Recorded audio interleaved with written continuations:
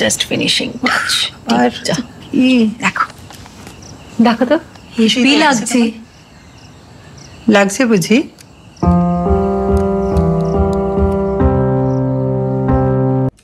Hi everyone, Chris Sangeeta ব্লগে সবাইকে welcome.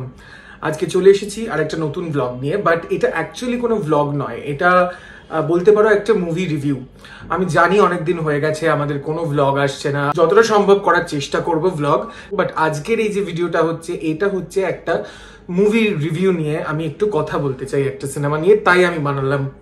তো তোমরা সকলেই জানো যে আমাদের ফেভারিট শর্মিলা ঠাকুর, সত্যজিৎ রায়ের প্রথম নায়িকা এবং যাকে কাশ্মীর কি কালি বলা হয়, তিনি 14 বছর পর আবার নিজের বাংলা সিনেমাতে ফিরে এসেছেন নতুন একটা মুভির সাথে। সেই মুভিটা হলো পুরাতন, দ্য এনশিয়েন্ট। আজকে সেই মুভিটা নিয়েই আমি কিছু কথা বলতে চাই।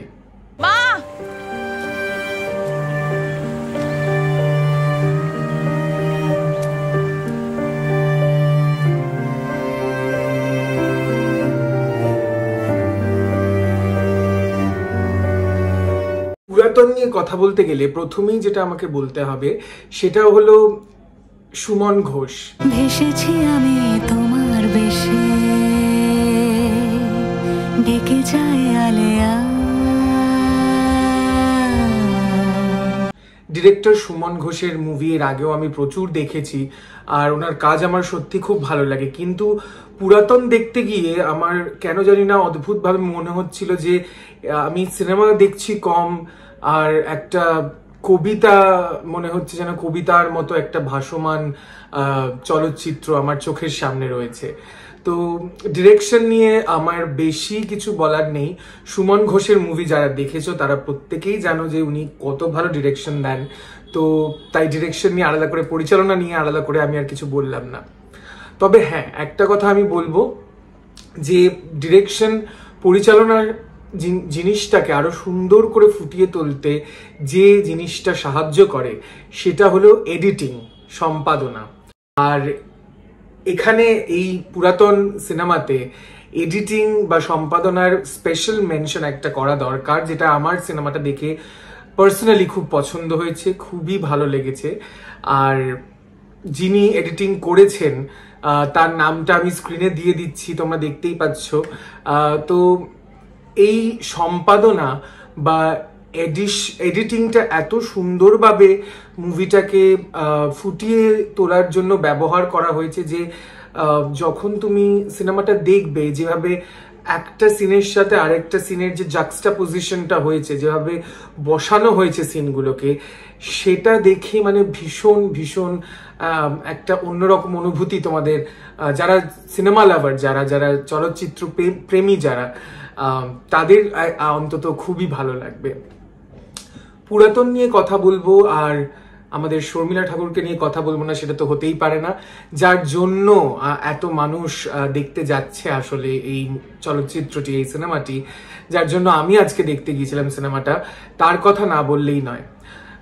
শর্মিলা টেগরের প্রায় প্রচুর মুভি আমি দেখেছি, অলমোস্ট বলতে গেলে এভরি মুভি আমার দেখা, এভরি না হলেও 99% মুভি হয়তো আমার দেখা, হিন্দি বাংলা সবই। কিন্তু এই পুরাতন সিনেমাতে ওনাকে যেভাবে প্রেজেন্ট করা হয়েছে বা ওনার অভিনয়টা, উনি যেভাবে অ্যাক্টিংটা উনি যেভাবে করেছেন, সেই রকম রূপে আমি ওনাকে মানে কোনোদিনই এর আগে দেখেছি বলে আমার তো মানে মনে হয় না। ওনাকে সারা সিনেমাটাতে ওনাকে দেখে আমার নিজের মায়ের কথা বারবার মনে পড়েছে। আর ওনার অঙ্গভঙ্গি, ওনার এক্সপ্রেশনস, ডায়লগ থ্রোয়িং, সেই জিনিসটা এতটাই অদ্ভুত, এতটাই অন্যরকম, যেটা উনি এর আগে আমার মনে হয় না উনি কোনো সিনেমাতে উনি করেছেন। এর আগে যে লাস্ট যে মুভি, বাংলা মুভি উনি করেছিলেন ঋতুপর্ণ ঘোষের সাথে, শুভ মহরত সিনেমাটি, সেখানে ওনার চরিত্রটি যেন একদম সম্পূর্ণ যেরকম আলাদা ছিল। পুরাতন আপনারা যখন দেখবেন বা তোমরা যখন দেখবে, পুরাতন দ্য এনশিয়েন্ট মুভিতে ওনার চরিত্রটি, ওনার অ্যাক্টিং, ওনার মুখের ভঙ্গিমা,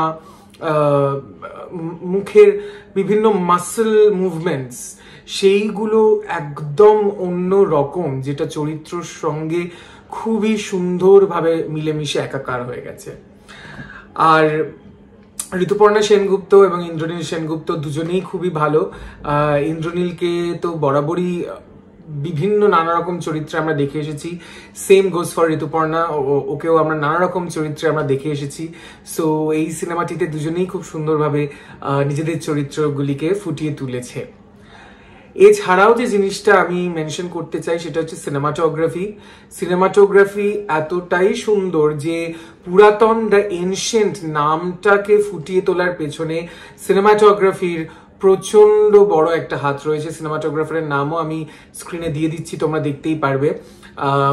তো এই সিনেমাটোগ্রাফিটার এতটাই ইম্পর্টেন্স রয়েছে পুরাতন এই সিনেমাটার জন্য। আমার মনে হয় সিনেমাটোগ্রাফি এত ভালো না হলে পুরাতন দ্য এনশিয়েন্ট এই সিনেমার নামটা জাস্টিফাইড কোনোভাবেই হতো না। আর আরেকটা যে জিনিস আমার বলা মানে দরকার আমার মনে হয়, সেটা হচ্ছে শ্রেয়া ঘোষালের গান। ঘুম ঘুম নিঝুম মন কুয়াশায় বইছে বইছে মেঘের নেশায় অবাক হয় না।